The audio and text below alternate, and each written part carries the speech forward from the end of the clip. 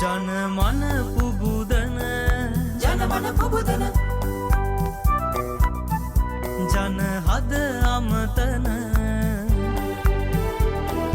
ජනසෙත සලසන ජනරාවය ජනසෙත සලසන ජනරාවය. අයිබෝන් හිතවතුනි, සුබ දවසක් ඔබ සියලු දෙනාටම. රටක් හැටියට අපි සියලු දෙනාම කලින් කාලෙට මේ රටේ දියුණුව අපේක්ෂා කරමින් විවිධ ව්‍යාපෘති ඔස්සේ ක්‍රියාත්මක වෙනවා. ඒ විවිධ ව්‍යාපෘති විවිධ රජයන් බලයට පත් වූ විගස උන්ගේ ජාතික න්‍යාය පත්‍රයට ඇතුළත් කරන්නේ ඔවුන්ගේ ප්‍රතිපත්ති ප්‍රකාශනයේ එන ආකාරයට ඒ ව්‍යාපෘති ක්‍රියාත්මක කිරීමේ අරමුණ හා අභිලාෂය පෙරදැරි කරගෙන. හැබැයි කාලයක් යනකොට මේ ප්‍රතිපත්ති ප්‍රකාශනය හෝ ඒ ජාතික ලියවිල්ල තුළ රටේ ජනතාවට ලබා දීපු බොහොමයක් බලාපොරොත්තු සහගත ව්‍යාපෘති ක්‍රියාත්මක කරන්නේ කීයෙන් කීයක්ද කියන කාරණාව පිළිබඳව බොහෝ වෙලාවට ජනතාව තුළ මැසිවිල්ලක් තිබෙනවා. ජනතාව නොඉල්ලූ දේවල් ලබා දීලා අතරමං වුණු රජයන් පවා අපේ ඉතිහාසයේ අපිට මුණ ගැහිලා තිබෙනවා. ඒ රජයන් හඳුනා දීපු විවිධ ව්‍යාපෘති ඒතරම් සාර්ථක වුණේ නැහැ. නමුත් ඔබ ඉතිහාසයට කැඳවාගෙන යද්දී ගරු සිරිමාවෝ බණ්ඩාරනායක මැතිණියගේ කාල සීමාව තුළ මේ රටේ ආහාර අතින් කොයිතරම් දුරට ස්වයංපෝෂිත වෙලා තිබුණාද කියන කාරණය අද වර්තමානයේ නියෝජනය කරන ඔබට අපට වඩා එදා යුගයේ නියෝජනය කරපු අපේ වැඩිහිටියෝ බොහෝ දෙනෙක් අදටත් කතා කරනවා. ඒ තරම්ම සාර්ථක ව්‍යාපෘතියක් හැටියට තමයි අපේ රටේ උදවිය හඳුනාගත්තේ. ඒ කාල සීමාව තුළ එවකට විපක්ෂය ඒ පිළිබඳව විවිධ චෝදනා සහ විවේචන එල්ල කළත් අද ඒ සියලු පාර්ශවයන් පිළිතුරු සපයනවා වර්තමානයට.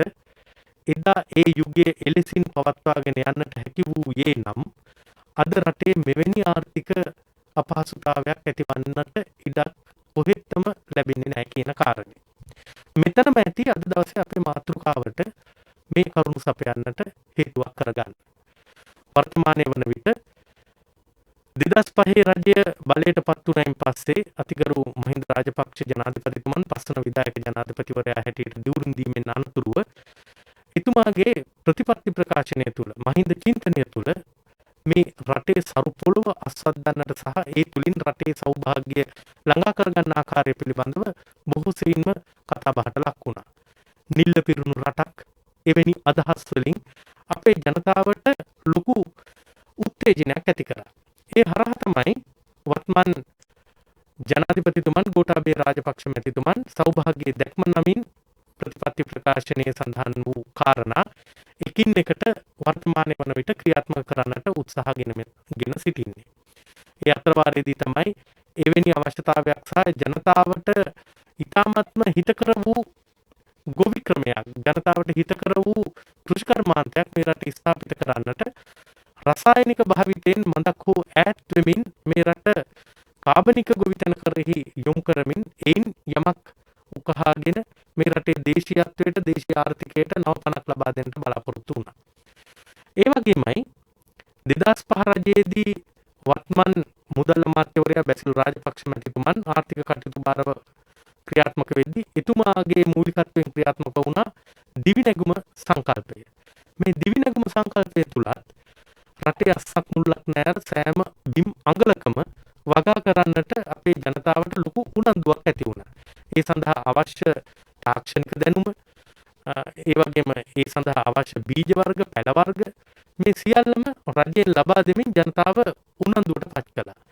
ඒ කාල සීමාව තුළ අපිට මතකයි එළවලු මිල ගණන් ඉහළ ගියපු වෙලාවකදී රජයේ මැදිහත් වීමෙන් සිවිල් ආරක්ෂක බලකාය, යුද හමුදාව, පොලිසිය මේ ආදී වශයෙන් ත්‍රිවිධ හමුදාවේ දායකත්වයෙන් එළවලු මිල පාලනය කිරීමේ විවිධ ව්‍යාපෘති ක්‍රියාත්මක කළා. ඒ නිසා තමයි හන්දි මං හන්දි ගානේ එළවලු ජංගම වෙළඳ රට දකින්නට පුළුවන් කමක් ලැබුණේ. ඒ තුලින් ලාභදායී විදියට අපිට එළවලු ටික පොල් හාල් මේ ආදී වශයෙන් ලබා ගන්නට පුළුවන් වුණේ. ඒ වගේම මෙතෙක් ඉතිහාසයේ නොවිවිරු අන්දමින් බඩිරිඟු වලට ලොකු ඉල්ලුමක් ඇති වුණා. බඩිරිඟු රටපට වන්නට පවා අපේ රටට හැකියාවක් ලැබුණා. ඒ වගේම තමයි විශේෂයෙන්ම කියන්නට ඕන බඩිරිඟු අතිරික්තයක් මේ රට තුළ නිෂ්පාදනයේ වේගවත් භාවය නිසාම අපිට අතිරික්තයක් ළඟා කරගන්නට පුළුවන්කමක් ලැබුණා. මෙහෙම තමයි අපේ රට ඉතිහාසයේ ඉඳලම විවිධ හැලහැප්පීම් මැද මේ කෘෂිකර්මාන්තය ඉදිරියට ගෙන යන්නට උත්සාහ කරපු ආකාරය. දැන් වර්තමානය වන විට ගෝලීය වසංගතයක් ලොව පුරා පැතිර යද්දී ලෝකයේ හැම බලවතෙකුගේම ආර්ථික තත්ත්වය කෙමෙන් කෙමෙන් හීනත්වයට පත්වෙද්දී අපේ රටට එය අරුමයක් වන්නට කොහෙත්ම ඉඩක් නැහැ. අපේ රට දියුණු වෙමින් පවතින රටක් හැටියට මේ ආර්ථිකය නගා සිටුමේ විවිධ ක්‍රමෝපායන් මේ වන විටත් ක්‍රියාත්මක කරන්නට සැලසුම් කරලා තිබෙනවා. ඒ වගේම එයින් කීපයක් ක්‍රියාත්මක වෙනවා.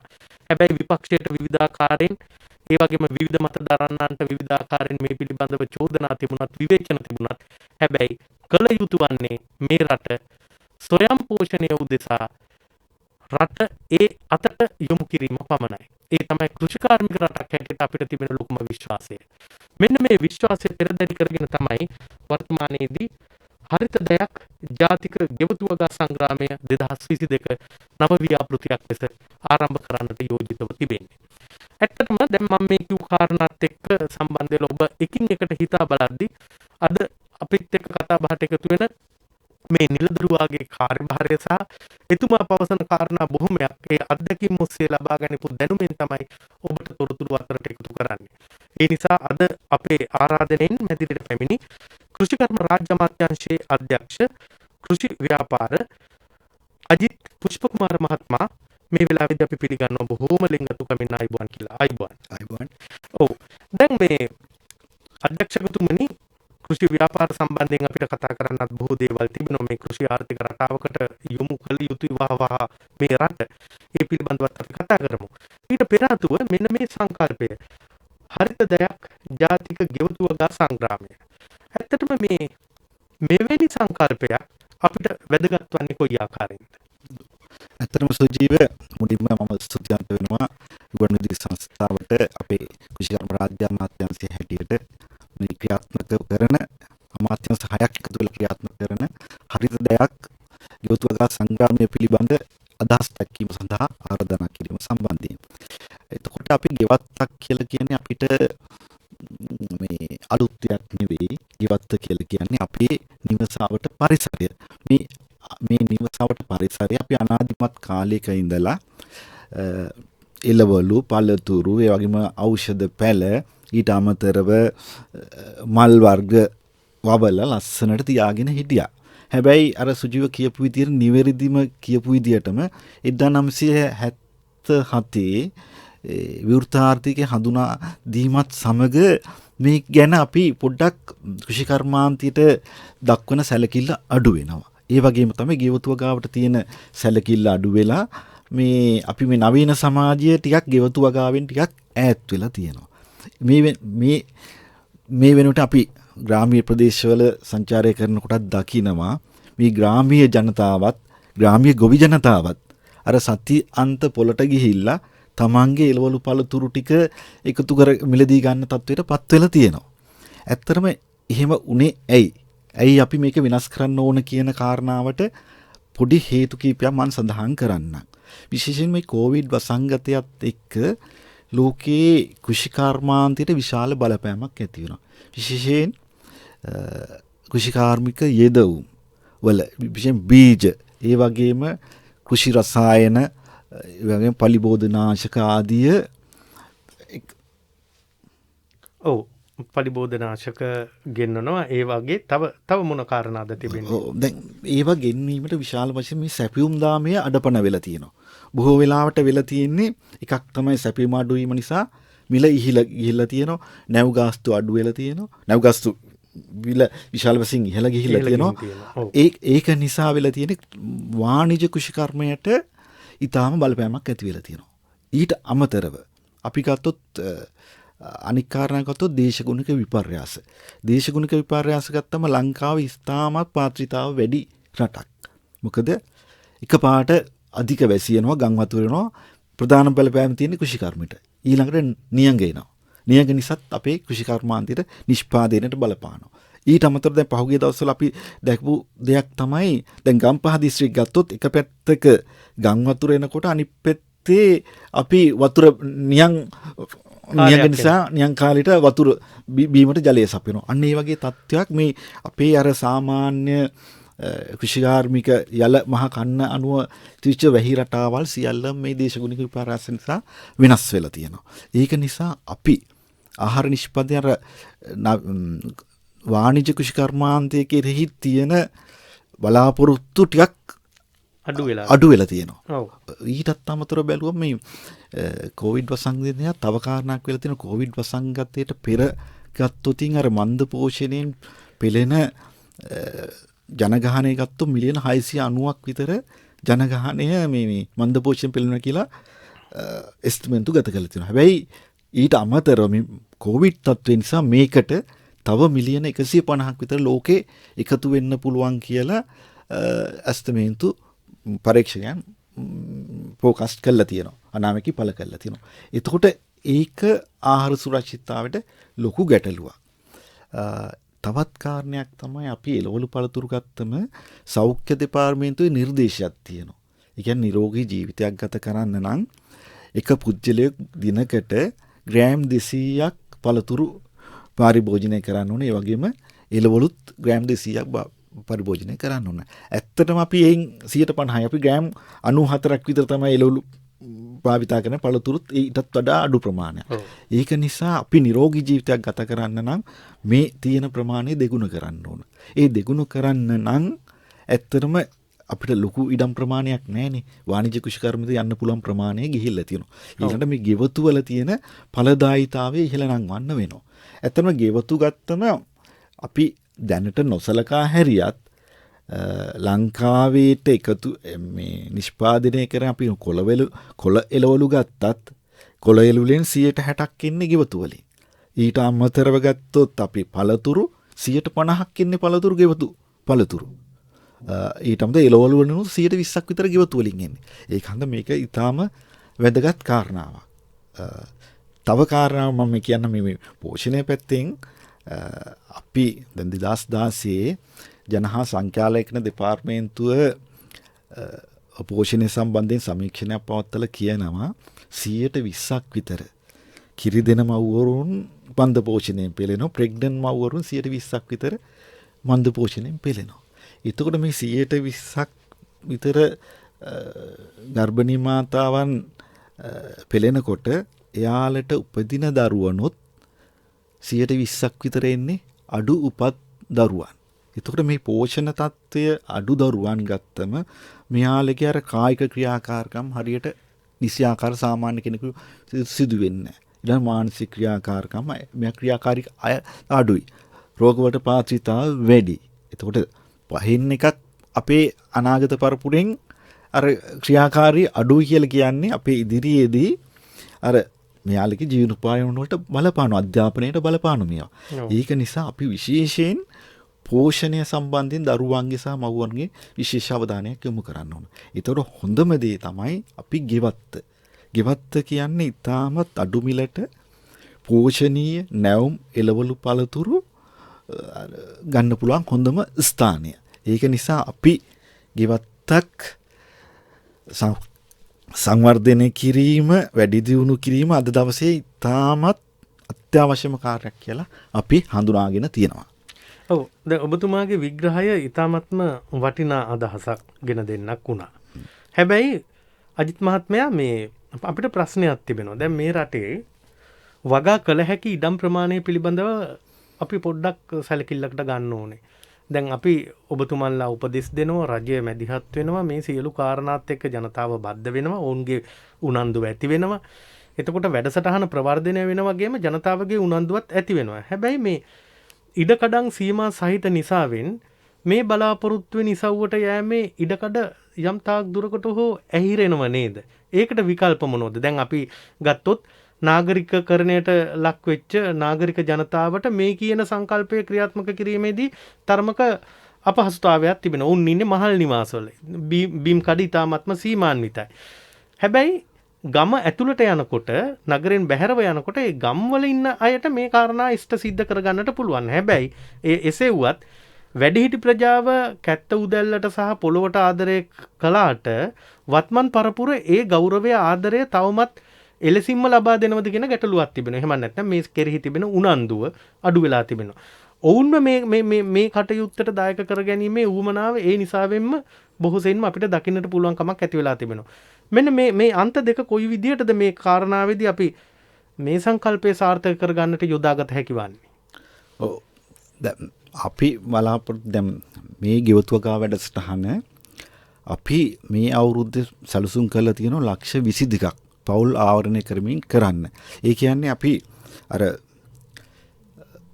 ඉඩම් ප්‍රතිපත්ති සැලසුම් දෙපාර්තමේන්තුව මේ ගෙවතු සම්බන්ධයෙන් සමීක්ෂණයක් පවත්වලා සිතියම් ගත කරලා තියෙනවා ලංකාවේ ගෙවතු 44 ලක්ෂයක් තියෙනවා මේ ගෙවතු වගාව සඳහා යොදා ගන්න පුළුවන්. ඒ 44 ලක්ෂයෙන් අපි මේ අවුරුද්දට අපේක්ෂා කරනවා ලක්ෂ 22ක්. ඒතර මේ ලක්ෂ 22 ගත්තොත් පර්චේස් 20ට අඩු ගෙවතු, පර්චේස් 20ත් 40ත් අතර ගෙවතු, 40ට වැඩි ගෙවතු කියලා වර්ග කරලා තියෙනවා. එතකොට ඒ අනුව තමයි අපි මේ ගෙවතු වගා සැලැස්ම සකස් කරලා තියෙන්නේ. ඒ කියන්නේ පරිමාණ අනුව සකස් කරලා තියෙනවා. ඊට අමතරව ගෙවතු වගාව වෙනස් වෙනවා අපේ කෘෂි දේශගුණක රටාව අනුව.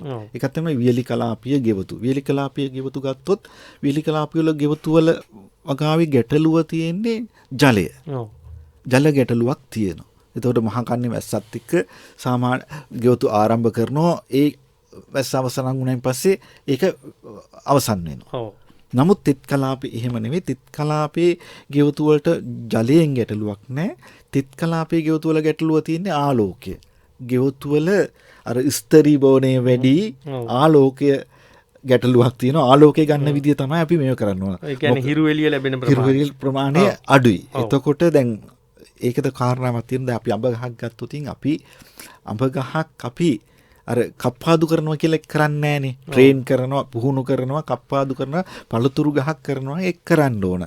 අතු ගොඩක් වැඩි වෙලා මොකද ඒ පළතුරු ගහකට හොඳට ආලෝකය ලැබෙන. හැම ගහකටම ආලෝකයෙන් ලැබිලා නේ ප්‍රබල සංශ්ලේෂණය කළා අර ඵලයක් නිෂ්පාදනය වෙන්නේ. ඒතර තෙත් කලාපයේ ගැටලුව තියෙන්නේ මේ අර ප්‍රබල සංශ්ලේෂණය සඳහා ආලෝකය සීමාව වෙනවා. එතකොට අපි කරන්න ඕන මේ ගෙවතු වගා වැඩසටහනත් එක්ක ඒ ප්‍රදේශවල තියෙන අපි අර කප්පාදු ක්‍රම මේවා ඇත්තන කෘෂිකර්ම දෙපාර්තමේන්තුව කෘෂිකර්ම උපදේශකලා මේ වැඩසටහනොත් ක්‍රියාත්මක වෙනවා. කප්පාදු කළා කප්පාදු කරොත් තමයි හොඳ අස්වැන්නකට යන්න පුළුවන්. මොකද අර අපි කියනවා දැන් පළතුරු වගාව හැරි මොනම වගාවකත් අර සෙවන තියෙන ඇතුලේ තියෙන සෙවන තියෙන පත්‍ර හරි කටයුතු කරන්නේ මේ අර පරපෝෂිත පිළිලයක් වගේ ඇත්තටම.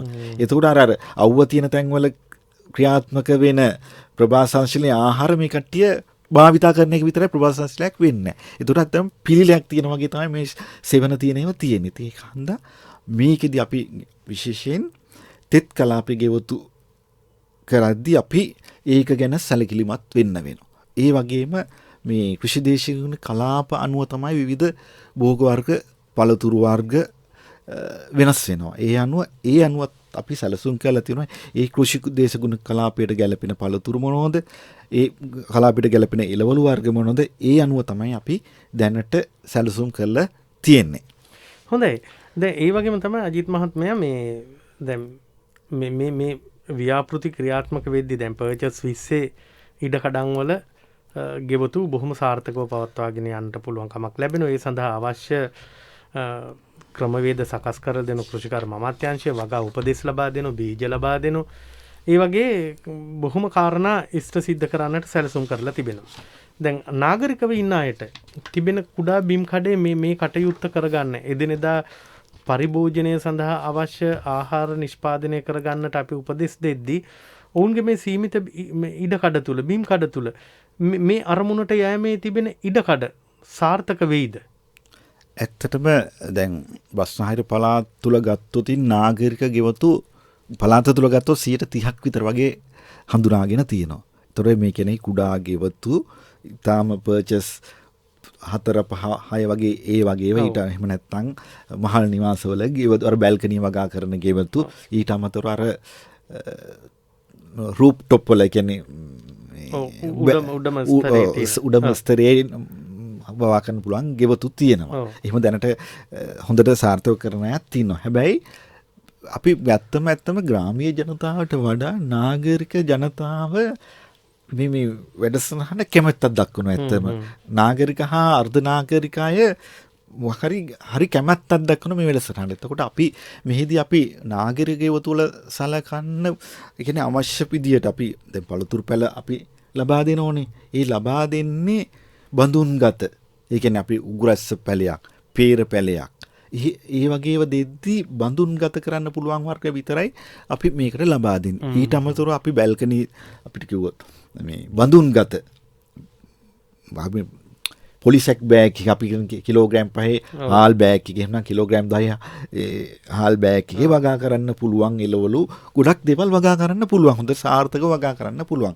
අන්න ඒ වගේ ක්‍රම ඊට අමතරව අර සිරස් ආකාරي වගා කරන වගා ක්‍රම මේ තුලදී අපි හඳුන්වලා දෙනවා. ඊට අමතරව මේකෙදි ගැටලුවක් නැහැ නාගරික ගෙවතු කියලා. යම් කිසි කෙනෙක් මේ වැඩසටහනට කැමැත්තක් තියෙනවා නම් මේ පුහුණු වැඩසටහනට ඉන්න පුළුවන්කමක් තියෙනවා.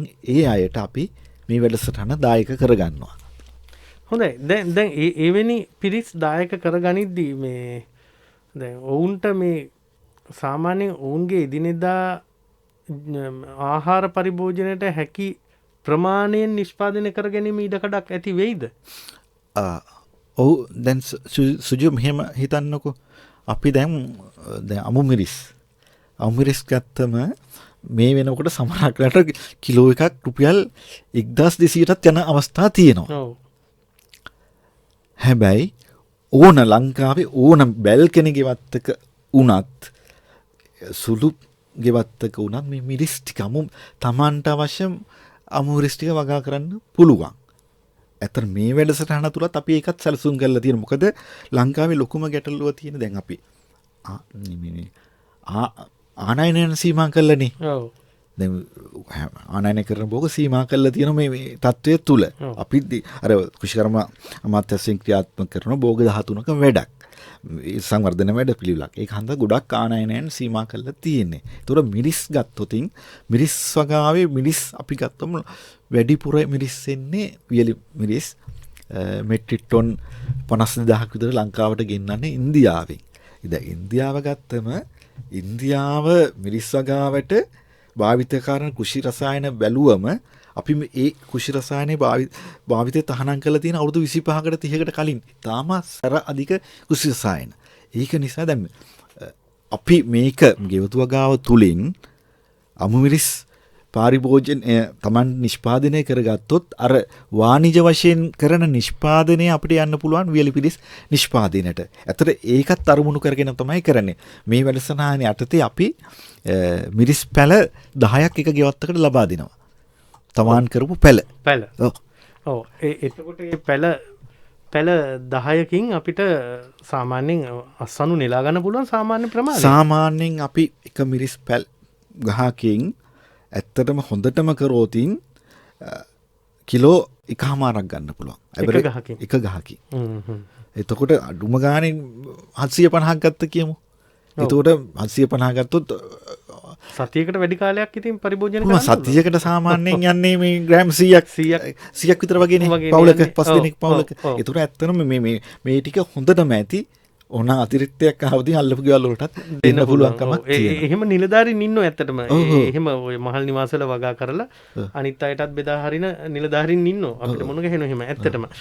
අපි මේ අජිත් මහත්තයා කතා කරමු. අපි ටිකක් එක දිගට කතා කරපු නිසා අපි ගීතයක් අහමු. ඉන් අනතුරුව යලිත් කතා කරමු.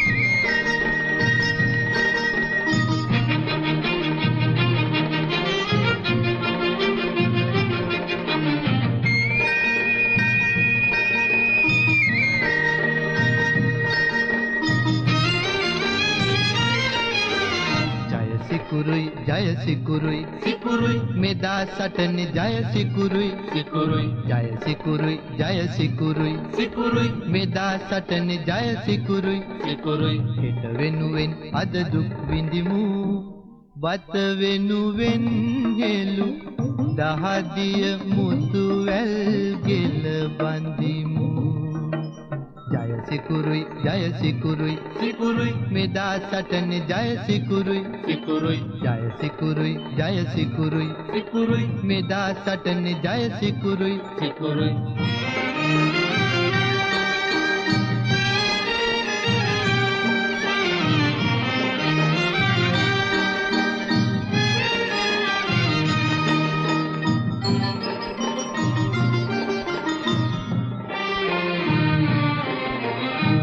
සහල් උයා රජ රටේ මිරිස් යොදාවන්නි කරේ මුතු සහල් උයා රජ රටේ මිරිස් යොදාවන්නි කරේ කරවල බැද මන්නාරමේ පොල් ගාලා මුහුදු කරේ කරවල බැද මන්නාරමේ පොල් ගාලා මුහුදු කරේ උඩ රට එළවලු තම්බා කටට රහට බත් මේලක් කාලා බත වෙනුවෙන් හෙළු දහදිය මුතු වැල් ගෙල බඳිමු ජය සිකුරුයි සිකුරුයි මෙදා සටනේ ජය සිකුරුයි සිකුරුයි ජය සිකුරුයි ජය සිකුරුයි සිකුරුයි මෙදා සටනේ ජය සිකුරුයි සිකුරුයි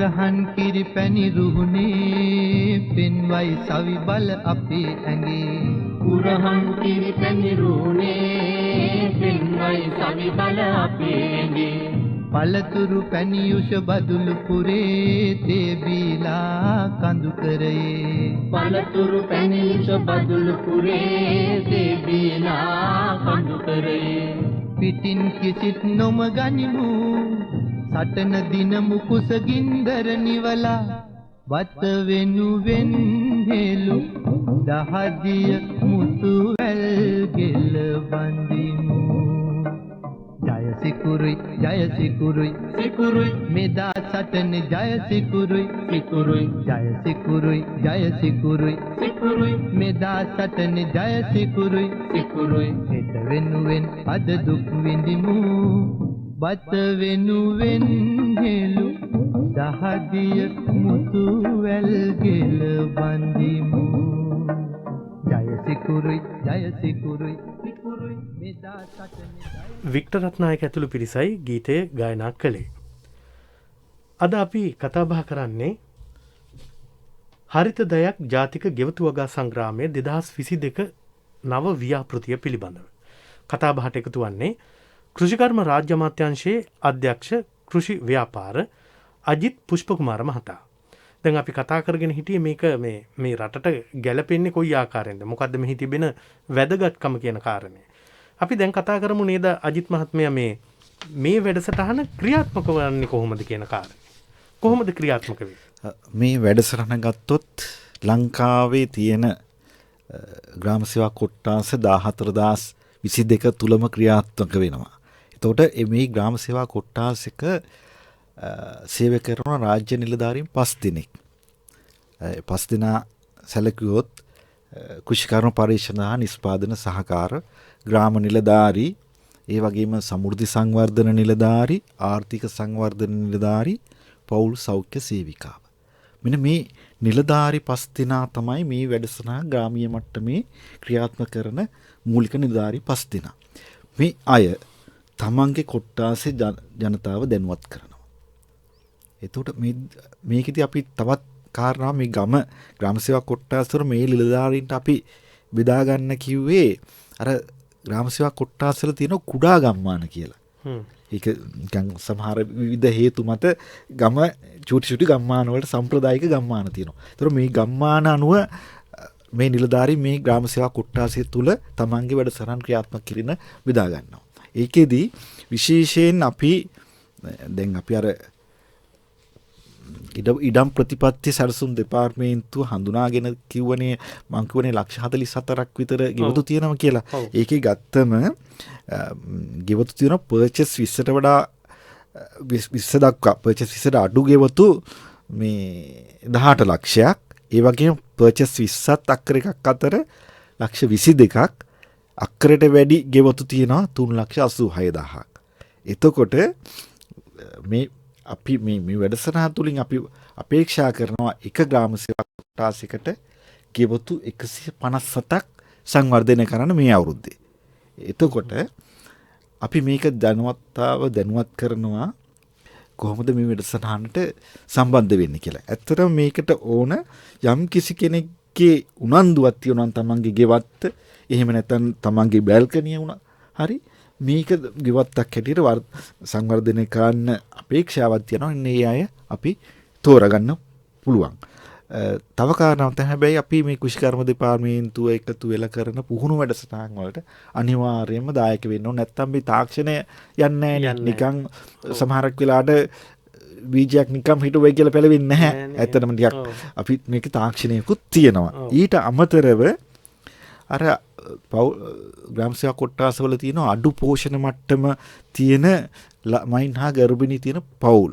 ඒ අයටත් විශේෂයෙන් මේ අය අනිවාර්යයෙන්ම සහභාගී කරගන්නවා. ඊට අමතරව 2022 අයවැය යෝජනාවල අර සහන මල්ලක් ලබා ගන්න හිමිකම් තිබිච්ච පවුල් තියෙනවනේ. ඒ අයත් මේකට සම්බන්ධ කරගන්නවා. ඊට අමතරව ප්‍රජා සංවිධානවල යම්කිසි ඉඩකඩ තියෙනවා නම් ඒවත් ගෙවත්තු වගේ සංවර්ධනය කරන්න පුළුවන්. ඒ අය අපි මේ වැඩසටහනට දායක කරගන්නවා. මේකෙදි අනිත් ගෙවතු වගා වැඩසටහන විශේෂත්වයක් තියෙන්නේ මේකෙදි අපි එක ගෙවත්තක් සඳහා එක ප්‍රතිලාභී ගෙවත්තකට රුපියල් 5000ක් වෙන් කරලා තියෙනවා. ඔව්. ඒක මේ දිරිගැන්වීමේ ඇතුල් කරලා තියෙනවා. ඒ කියන්නේ ඔවුන්ව උනන්දුවටපත් කරන්න. ඇත්තටම දැන් අපි මේ වැඩසටහන අර ග්‍රාමීය නිලධාරීන් දැනුවත් කරයින් පස්සේ එයාලට අපි ඇප්ලිකේෂන් එකක් දෙනවා. මේකට සම්බන්ධ වෙන්න. සම්බන්ධ දුන්නාන් පස්සේ ඊට පස්සේ සති දෙකකට පස්සේ අපි ගිහිල්ලා බලනවා මේ ගෙවතු අපි සූදානම් කරන්න කියනෝනේ. මේක සූදානම් කරලාද කියලා. ඒ කියන්නේ අපි බිම සකස් කරලා බිම එලි පෙහෙලි කරලා වැට සුද්ධ කරලා කොම්පෝස්ට් යුනිට් එක හදන්න ආරම්භ කරලා පාති ටිකක් හදලා අපි නාගරික ගෙවතු නම් අර බඳුන් වල පස් ටිකක් කොම්පෝස්ට් ටිකක් පුරවලා ඒ වගේ සූදානමක් තියෙනවා නම් අර රුපියල් 5000න් 1500ක මුදලක් අර නිලධාරීන් දෙන්නෙක් ගිහිල්ලා බලලා ඒ ගෙවත්ත නිර්දේශ කරනවා. ඒතකොට ඒ 1500ක මුදල ගන්න පුළුවන් ප්‍රාදේශීය ලේකම් කාර්යාලයේ මේ අර පූර්ව සූදානම් කරලා තියෙනවා. ඊට පස්සේ මේ අයව අපි කුෂිකර්ම උපදේශක ළමා මේ ගෙවතු මේ ග්‍රාම සේවා කොට්ටාසේ ගෙවතු 50ක් විතර තියෙනවා. එක ගෙවත්තට මේ කට්ටිය ගෙන්නලා ඒ කොහොමද පැල හිටවන්නේ, තමාන් දාන්නේ කොහොමද, කප්පාදු කරන්නේ කොහොමද, පාංශු සත්කාර කරන්නේ කොහොමද, පොහොර දාන්නේ කොහොමද, කාබනික යුනිට් එකක් හදාගන්නේ කොහොමද කියන තාක්ෂණ පුහුණුවක් අපි ලබා දෙනවා. එතකොට ඒ අනුව ඒක කරනවා. මෙහිදී අපි තව දෙයක් කරනවා. මම අර කලින් කියපු විදිහටම සුජීව අර කෘෂි දේශගුණික කලාප අනුව බීජ පැකට් එකක් දෙනවා. එතකොට ඒකේ එළවලු වර්ග 6ක් තියෙනවා. මේ ඒ එළවලු වර්ග 6 යටතේ අපි මේ වගේව දෙනවා. බණ්ඩක්ක, වැටකොළු, නිවිති, තම්පලා, වැල්බොංචි, රාබු, මෑ, පිපිඤ්ඤ, කරවිල, කැරට්, බීට්රූට්, ගෝවා, දඹල. ඒතකොට මේ කෘෂි දේශගුණික වල උඩරට කලාපයට ගැලපෙන භෝග තියෙනවා. ඊට පස්සේ අතරමැදි කලාපයේ, තෙත් කලාපයේ සහ වියලි කලාපයට ගැලපෙන විදිහට හදලා බීජ පැකට් එකක් දෙන්නේ. විශේෂයෙන් මෙතෙන්දී අපි කියන්න ඕන මේ අපි මේ වැඩසටහන තුල අර දෙමුහුම් ප්‍රභේද ලබා දෙන්නේ නැහැ. ඒ විශේෂයක් තමයි මේ ගෙවත්ත කියන්නේ තිරසාර යන එකක් නේ. ඒකට මේකෙදී අර බීජ නිෂ්පාදනයක් තමන්ම කරගන්න ඕන. ඇත්තට මේ දෙන බීජ වලින් හොඳ කරලක් තෝරලා අපි කියමු මෑ කරලක් කියලා. ඒක තියාගෙන වියලලා ගත්තම ඊළඟ කන්නේට ඊළඟ වගාවට යොදා ගන්න පුළුවන්. අර ස්වයං බීජ නිෂ්පාදනයටත් මේක හුරු කරනවා. නැත්නම් අපි දන්නෝනේ අර හයිබ්‍රිඩ් සීඩ්ස් වල ඊළඟ පරපුරක් ඇති වෙන්නේ නැහැ. නමුත් මේ දෙන ප්‍රභේදවල අනිවාර්යයෙන්ම ඊළඟ පරපුර තමන් කරගෙන යන්න ඕන. ඊට අමතරව මේකට ඇත්තම කෘෂිකර්ම දෙපාර්තමේන්තුව හොඳ බීජ සහතික කරපු බීජ තමයි ලබා දෙන්නේ. මොන හරි ගැටලු ඇති වෙන්න විදියක් නැති වෙන විදියට අපි මේ පාර අපි බීජ සහතික කිරීමේ සේවය සහතික කරලා නිවැරදිව ඒක කරගෙන යනවා දැනට. ඊළඟට තමයි තව කාරණාවක් තමයි මේකෙදි අපි දන්නවා ගොඩක් අය දන්නේ නැහැ. අපි ඔබතුමා කියපු විදියටම අර අලුත් ජනතාව අලුත් ජෙනරේෂන් එක එහෙම නැත්නම් වර්තමාන තරුණ ප්‍රජාව දන්නේ කොහොමද මේ පැලයක් තවාන් කරන්නේ, කොහොමද තවාන් කරන පැල වර්ග මොනවද? අපි දන්නවනේ අර මිරිස්, බටු, තක්කාලි, මාළු මිරිස් කියන වර්ග එකපාරට වර ක්ෂේත්‍රයේ සිටවන්නේ නැහැ. ඒක අර තවාන් වල දාලා සති 3ක් සති 4ක් තවානේ ගත කරලා ඊට පස්සේ තමයි පැලයක් හිටවන්නේ. ඉතින් මේ ගැන ලොකු අවබෝධයක් නැති හන්ද ජනතාවට අපි මේ තවාන් පැල, ඒ කියන්නේ මිරිස් පැල 10ක්, තක්කාලි පැල 10ක්, වම්බුටු පැල 10ක්, මාළු මිරිස් පැල 10ක්. ඒක ඒ ග්‍රාම සේවා කොට්ටාසේ සමෘද්ධි පැල තවානක, සමෘද්ධි ප්‍රතිලාභීගේ තවානක නිෂ්පාදනය කරන මේ ග්‍රාම සේවා කොට්ටාසේ අවශ්‍ය පැල ටික. එතකොට ඒ අනුව අපි පැල 10 බැගින් පැල 40ක් ලබා දෙනවා. ඇත්තට මේක තාමත් මේ පැලයක් දෙන්නේ මාසයක් වර්ධනය වෙච්ච නිරෝගී පැලයක්. ඒ විතරක් නෙවෙයි. සුජිය මේකෙදි අපි සාතික් කරන්න ඕන කෘෂිකර්ම උපදේශක සාතික් කරනවා මේ දෙන්නේ නිරෝගී සිටීම සඳහා සුදුසු පැලයක් කියලා. ඒ වගේම ප්‍රතිලාභියත් සඳහන් කරලා දෙන්න ඕන අපි ලිපියක් මගින් දෙන්න ඕන මට ලැබුණේ හොඳ නිරෝගී පැලයක්, දිරිමත් පැලයක් වගා සඳහා සුදුසු කියලා. අන්න ඒ වගේ දැන් අනිත් වැඩසටහන් වලට වඩා මේක අධීක්ෂණය චුට්ටක් වැඩි කරලා තියෙනවා. ඊළඟට ගත්තොත් පළතුරු පැල අවම වශයෙන් දෙකක්. අවම වශයෙන් දෙකවත් ඉල්ලීම අනුව පළතුරු පැල දෙකක්, එක බද්ද පැල වෙන්න පුළුවන්, එහෙම නැත්නම් අතු පැල වෙන්න පුළුවන්, එහෙම නැත්නම් බීජ පැල වෙන්න පුළුවන්. මේවත් අපි දෙන්නේ කෘෂිකර්ම දෙපාර්තමේන්තුව ලියාපදිංචි පැල තමාන් තියෙනවා 339ක්. මේ ලියාපදිංචි පැල තාවල හොඳින් සහතික කරපු පැල. ඒක හන්ද බද්ද පැලයක් නම් ඒක හරි ෂුවර් අපි හොඳ මෞෂාක වලින් ලබාගත්ත පැල. ඒ වගේ විදිහට තමයි අපි මේකට සකස් කරලා තියෙන්නේ. ඔව්. දැන් මේ විදිහට බලද්දී හිතවතුනි මේ අර අපේ හිතේ යම් කිසි චකිතයක් එහෙම නැත්නම් උදාසීන ගතියක් තිබුණා නම් ඔන්න ඒ தત્ත්වෙ මගහරවා ගැනීමේ උපක්‍රමත් මේ තුල තිබෙනවා. දැන් බොහොම විශ්වාසයෙන් යුක්තව මේ ලබා දෙන බීජ වලින් රෝපණය කරපු පැලෑටි වලින් අපිට අපේ ගෙවත්ත සකස් කරගන්නට පුළුවන් කමක් ඇති වුණොත් ඔබගේ උනන්දුව නිතැතින් ඒ කෙරෙහි යොමු වෙනවා. දැන් රුපියල් 5000ක මුදලක් දීලා එයින් ඔබව දිරිමත් කරන්නේ මුල් කොටසක් හැටියට ඒ මුදල බෙදලා මුල් කොටසක් හැටියට කොටසක් දෙනවා. ඒ කොටසින් අනතුරු ඔබගේ තිබෙන ප්‍රගතිය සහ උනන්දුව මත තමයි දෙවෙනි කොටස ලබා ගැනීම ඉඩකට තිබෙන්නේ. මේ ආදී විදියට ඉදිරියට මේ ව්‍යාපෘති ක්‍රියාත්මක වෙද්දී රජය ඍජුවම ඔබ කෙරෙහි අවධානය යොමු කරමින් මේ වැඩසටහන් ක්‍රියාත්මක වෙනවා කියන විශ්වාසය ඔබට ඇති වෙනවා. ඒ නිසා තමයි කෘෂිකර්ම පර්යේෂණ සහකාර නිලධාරීවරුන් කෘපනිස මහත්වරු ඒ ශේස්ත්‍රයට ඇවිල්ලා උපදෙස් දෙමින් ඔබව දැනුවත් කිරීම තුලම ඔබට ලොකු විශ්වාසයක් ගොඩ නැගෙනවා. දැන් අපි අඳුරේ අතපත ගාලා උදැල්ලක් අරගෙන කැමති දෙයක් ඉන්දව ගන්න සිටුව ගන්නට උත්සාහ කරනවට වඩා මෙහි තිබෙන යම්කිසි ක්‍රමවත් බවක්. මේ ක්‍රමවත් බව තමයි ඇත්තටම අපේ ජීවන රටාවට එකතු කරගන්නට ඕන. ඒ තමයි මේ කෘෂිකර්මය තුලින් කියා දෙන්නට තව අතකින් බලද්දි පාඩමක් හැටියට අපිට ලැබී තිබෙන්නේ කළ යුතු කාරණාව මෙන්න මෙයයි කියලා. දැන් මේ අජිත් මහත්මයා මීට අමතරව අපි කතා කළොත් ගෙවල් වල ඉඩකඩ තිබෙන ගෙවල් වල ඔය මේ කුරුඳු එහෙම වවපු අය ඉන්නවා. ඊට පස්සේ ගම්මිරිස් වැලක් දෙකක් ඇති කරගනිපු අය ඉන්නවා. ඒ වගේ දැන් අපේ අපනයන භූගත් යම් තාක් දුරකට වගා කරන අය ඉන්නවා. ඒ අයගේ ඒ කෙරෙන කටයුතු වලට යම්කිසි උනන්දුවක් ඇති කරන්නට හෝ ඒ වගා ක්‍රමය තවත් දියුණු කිරීමේ අවශ්‍යතාවයක් වුන්ට තියෙන කොහොමද මේ ව්‍යාපෘතිය හරහා ඔවුන්ට ලැබෙන දායකත්වය? ඇත්තටම මේක අසුජීව කියපු විදිහටම මේ ගෙවත්ත ඇත්තටම ආර්ථික ඒකකයක් වෙන්න ඕන. එතකොට අපි මේ ආර්ථික ඒකයක් වෙන්න නම් ආදායම උපද්දවන්න පුළුවන් භෝග මේකට යොදන්න ඕන. ඇත්තටම එහෙම භෝග අපි මේකට මේ වැඩසටහන තුළ ක්‍රියාත්මක වෙනවා. විශේෂයෙන් මම කියන්න ඕන අර අපනයන කුෂිකර්ම භෝග ප්‍රවර්ධනය කරන්න මේ වැඩසටහන තුළ තියෙන විශේෂයෙන් අපි මේකෙදී ගම්මිරිස් පැල දෙනවා, කහ පැල, ඉඟුරු, කුරුඳු, එන්සාල්, පුවක් මේවා අපනයන භෝග හොඳ ආදායමක් ලබා ගන්න පුළුවන් භෝග. ඉතින් ඒවෙන් භෝග දෙනවා. ඊට අමතරව පොල් පැල දෙකක් දෙනවා. එතකොට තමන්ට පාරිභෝජනය කරලා වැඩි වුණොත් විකුණ ගන්න පුළුවන්. මොකද පොල් පැල තියෙනවනේ ගොඩක්. තව ඊට අමතරව පොල් පැල දෙනවා. ඊට අමතරව මේකෙදි අපි අර තව වැඩක් කරනවා මේ දේශීය අල භෝග.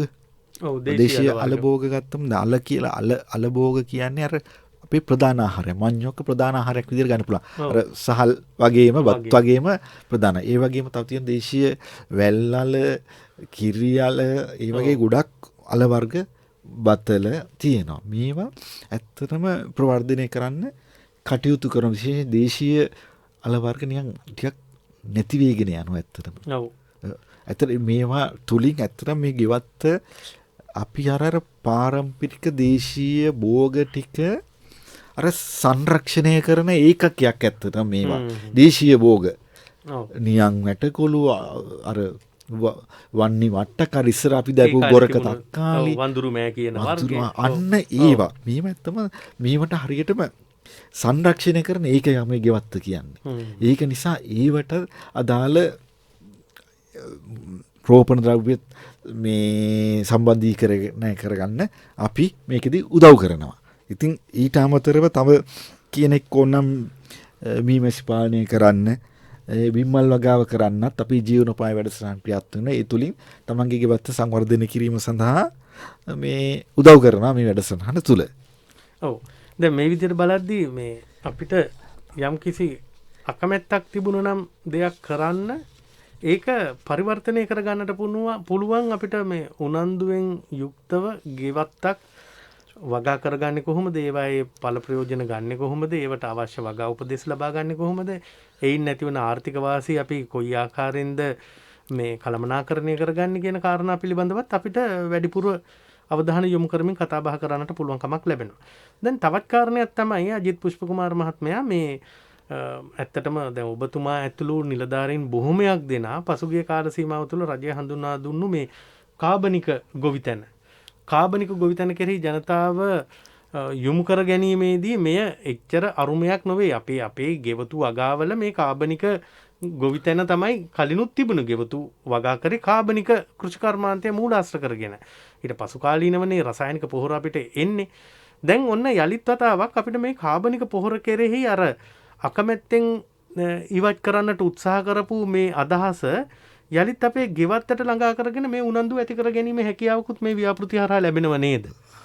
අනිවාර්යයෙන්ම සුජීව දැන් ගත්තම මේ අර කාබනික පරිසර හිතකාමී ප්‍රතිපත්තියත් එක්කම කාබනික පොහොර නිෂ්පාදනය වැඩි වෙලා තියෙනවා. ඊට අමතරව ප්‍රමිතිගත කාබනික පොහොර නිෂ්පාදනයක් සිදු වෙලා තියෙනවා. ඒ දැන් පහුගිය කාලවල දැක්කම අපි වෙළඳ පොලේ අපි අරන් ගිය ගත්තත් හැබැයි කොම්පෝස්ට් එකක් අරන් ගියාම ඒකේ ප්‍රමිතියක් නැහැ.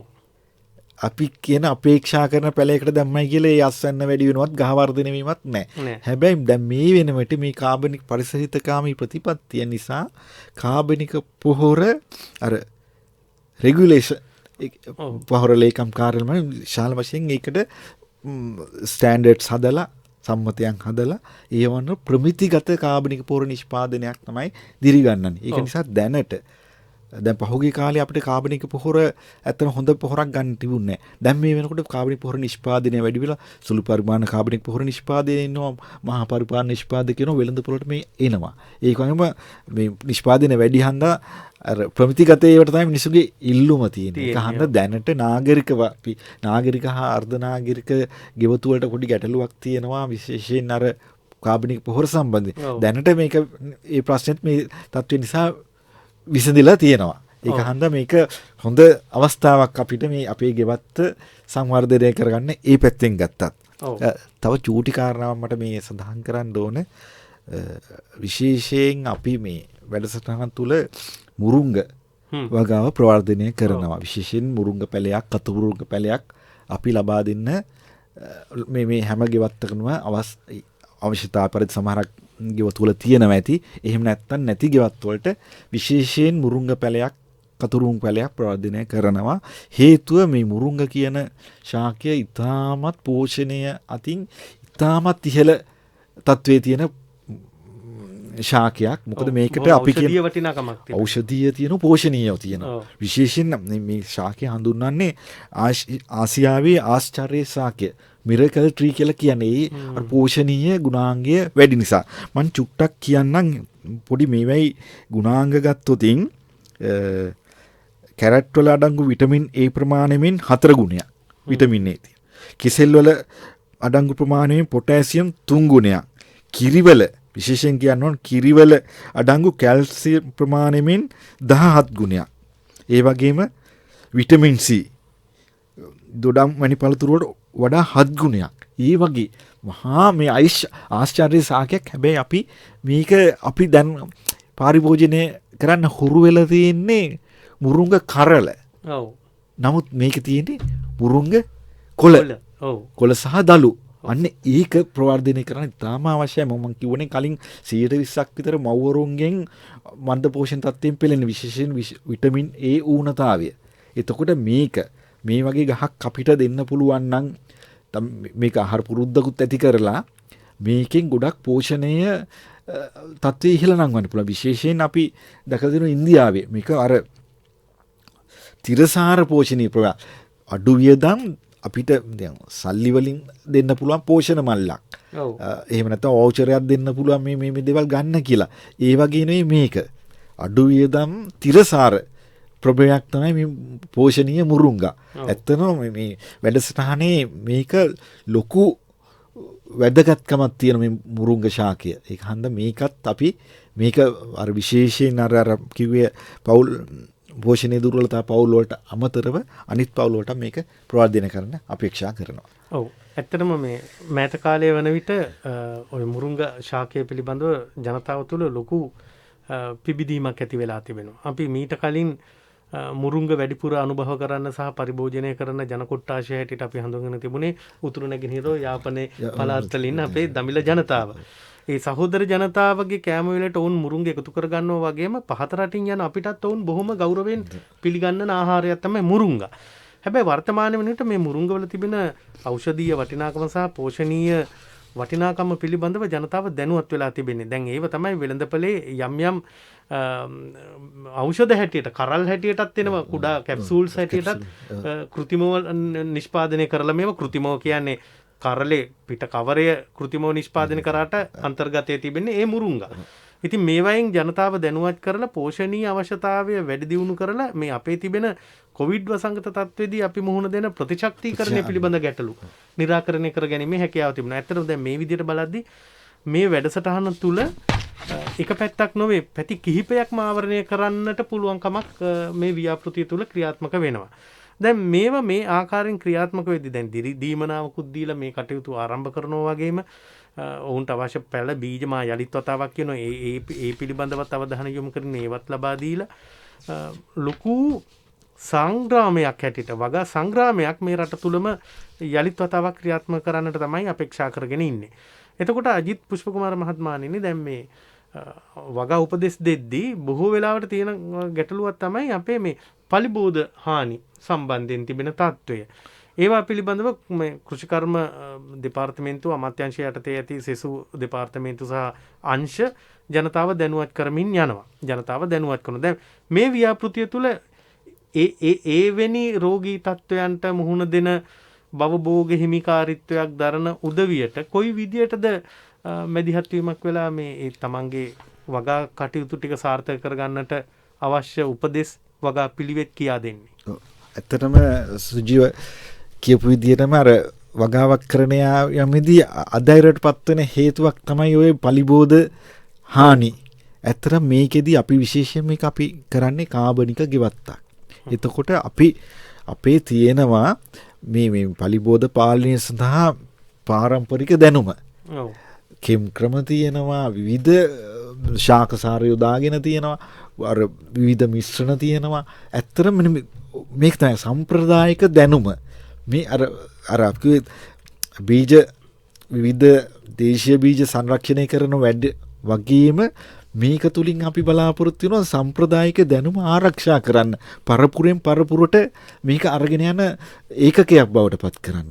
අන්න ඒ ඔබතුමා කියපු විදිහ නිවැරදිම ගත්තොතින් මේ පලිබෝධ පාලනය කරන්නේ කුෂි රසායන යොදාගෙන නෙවෙයි. අපේ සම්ප්‍රදායික දැනුම තියෙනවා. සම්ප්‍රදායික දැනුම යොදාගෙන අපි මේ වසන් කෙම් ක්‍රම තියෙනවා අපි ගාව විවිධ ක්‍රම උපයෝගී කරගෙන මේ වැඩසටහන කරන්න තමයි කුෂිකර්ම උපදේශකවරු සියලු දෙනාම දැනුවත් කරනවා. ඊට අමතරව මේකෙදී අපි ඉන්න ඕනේ අර ග්‍රාමීය නිලධාරීන් 5 දෙනෙක්. මේ ග්‍රාමීය නිලධාරී 5 දෙනා වෙනම පුහුණු කරනවා. ඊට අමතරව තව අපි මේකදී යොදා ගන්නවා මේ ප්‍රජානායකයෝ. මේ වැඩසටහන අධීක්ෂණය කරන්නත් සහයෝගය ලබාගෙන ප්‍රජාදායකත්වයේ ගන්න ප්‍රජානායකයන්ගේ කාර්යභාරයකුත් තියෙනවා. මේ අයත් පුහුණු කරනවා. එතකොට අර ප්‍රජානායකය කියලා තමන්ගේ ගෙවතු 10ට ගිහිල්ලා ඒ උපදෙස් දෙන්න පුළුවන්. අවශ්‍ය වුණ කුෂිකර්ම පරිශ්‍රණ නිෂ්පාදන සහකාරය ඉන්නවා. ඊටත් යම්කිසි ගැටලුවක් ඇති වුණොතින් අපි කුෂිකර්ම උපදේශකගේ දායකත්වය ලබාගෙන මේ වැඩසටහන ක්‍රියාත්මක කරන්න පුළුවන්. හොඳයි. ඇත්තටම මේ මාතෘකාව ඔස්සේ යද්දී අපිට බොහෝ දේවල් කතා කරන්නට නියමිතයි. කතා කළ යුතුයි. අපි ඉදිරි කාලයකදී පිළිබඳව කතා කරමු අජිත් මහත්මයාණෙනි. දැන් කාලේ අපේ සමු ගැනීම සටහන් කරන තත්වයක් තිබෙන්නේ. ඒ නිසා අපි ඉදිරි දිනකදී යලිත් කතා කරමු. ඔබතුමාට අපි යලිත් ආරාධනා කරන වෙනි අවස්ථාවකදී අපත් එක්ක එකතු වන්නට කියලා. අද අපි කතා කරේ හිතවතුනි හරිත දයක් ජාතික ගෙවතු වගා සංග්‍රාමයේ 2022 මේ අපේ ගෙවත් වෙන්න අපි පටන් ගනිමු කියන සංකල්පය ක්‍රියාත්මක වන ආකාරය සම්බන්ධයෙන්ුයි අද අපි කතා කළේ. ඒ පිළිබඳව අද මැදිරියට ආරාධනා කළේ කෘෂිකර්ම රාජ්‍ය අමාත්‍යාංශයේ කෘෂිකර්ම රාජ්‍ය අමාත්‍යාංශයේ අධ්‍යක්ෂ කෘෂි ව්‍යාපාර අජිත් පුෂ්පකුමාර මහත්මයා. එතුමා බොහෝ කාරණා අද දවසේ මේ කෙටි වෙලාවක් වුවත් අපිට බොහොම මැනවින් සැකවින් මේ සම්බන්ධයෙන් කරුණු කියා දුන්න. ඉදිරි කාලයකදී අපි යලිත් වතාවක් එකතු වෙමු කියන ආරාධනාව ඔබතුමාට ගෙන ඔබතුමාගේ ගෞරවනීය සහභාගීත්වය අපිට ලොකු අස්වැසිල්ලක් ලොකු ශක්තියක් සපයන්නක් වුණා. එහෙමනම් සමුගන්නම් අජිත් මහත්මයා බොහොම ස්තුතියි. ඒ වගේම නව මාධ්‍ය සම්බන්ධීකරණයේ ජගත් නවරත්නගෙන් අපිට ලැබුණේ. ඒ වගේම මේ වැඩසටහන සම්බන්ධීකරණය කළේ රජයේ ප්‍රවෘත්ති දෙපාර්තමේන්තුවේ එනුෂා බණ්ඩාර මහත්මිය. එතුමියටත් අපි ස්තුතිවන්ත වෙනවා. මෙවැනි නිලධාරීන් අපිට මුණගස්සලා මේ උනන්දු උත්තේජනය මාධ්‍ය හරහා අපේ රටේ ජනතාවට ලබා දෙන්නට ගන්නා වූ මහන්සිය පිළිබඳව තාක්ෂණික දායකත්වය ලබා දුන්නේ පියුමි එදිරිසිංහ. මම සුජීවමානගේ හමුවෙමු ලබන සතියේත් මෙවන් වූ මාතෘකාවක් ඔස්සේ. එහෙමනම් අදට අපි සමුගන්නම්. ආයුබෝවන්. ජන මන පුබුදන ජන මන පුබුදන